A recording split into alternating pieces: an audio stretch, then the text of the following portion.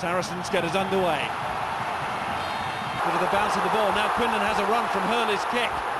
Down goes Horton. Oh, that's very agile. It really is.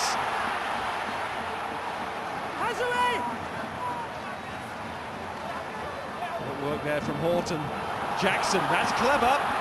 And it's kept in by Ratavu. He's got men inside. De Kock's one of them. Powell told to go. Howlett's got great pace. Powell has to stop. Cut. Can't quite make it. Howlett had enough. But it's a dive and it's a score. Ratavu have got across. It's the first try. Well, that's a brilliant counter-attack, and Richard Horton, boxed in his corner, has really just given Saracens the space. Munster didn't expect this counter, and it's a very clever chip through. Ratavu himself plays a big role, which we'll see in a second, but Horton should be pinned in, and I'm afraid from the missed tackle there is the key. And then watch this play down the short side, really clever. Jackson stabs it through. Ratavu doesn't panic. He waits, stays in field, and De Kock so sharp in the hands. I thought Powell had to go for it. He checks, and I think that gives Howlett a chance. But Ratavu, we've seen him do this for Fiji in the World Cup. Start a move and finish it. He's over, and Neil De Kock didn't want that ball in touch. It's given Munster another fine position. Good again from Flannery. O'Leary shows his pace. Really shift the scrum half.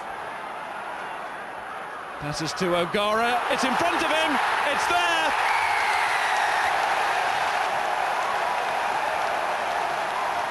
When the stakes get higher, Munster get more intense. Half a metre, and Ronan O'Gara just sees it so quickly. Neil De Kock didn't find the kick he needed. Paul O'Connell found the line out under maximum pressure from Hugh Vivian.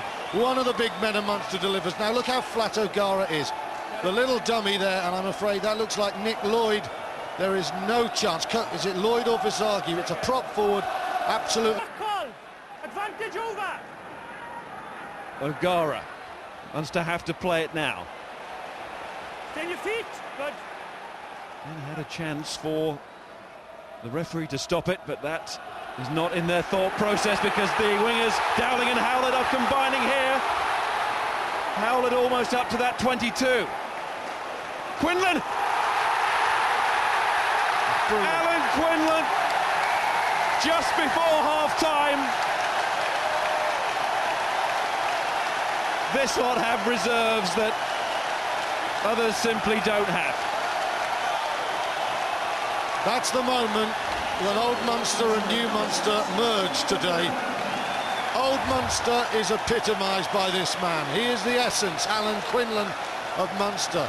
He's all heart and intelligence and back row doggedness, but Topoki and Doug Howlett created something out of nothing. They're the new men.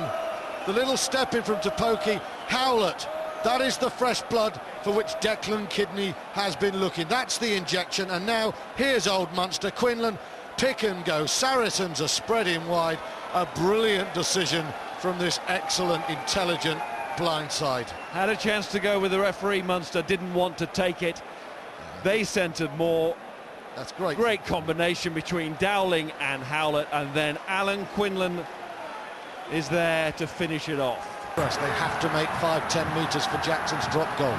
Any drop, any mistake now from Saracens, and their cup is gone, but Johnson's going through. Rauluni.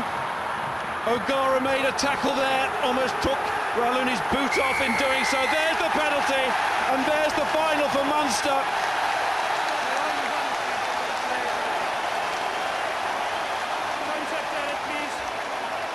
And Richard Hill stays on the ground, knowing now that he will not have the big final to end his Saracens career. Munster put the ball off the field. They will go to Cardiff, the scene of their long-awaited first Heineken Cup triumph. And now, a second trophy in 3 seasons is 80 minutes away. Cardiff get ready for the Red Invasion again.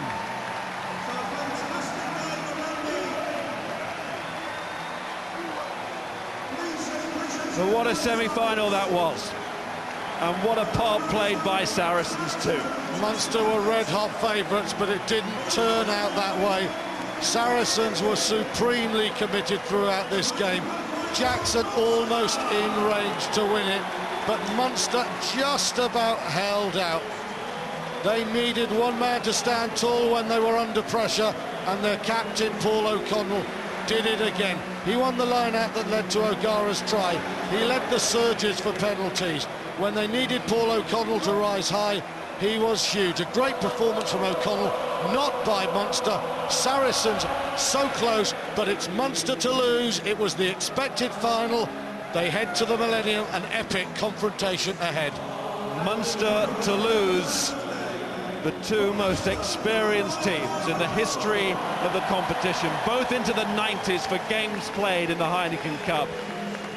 It is the final that this competition has had to wait 13 years for.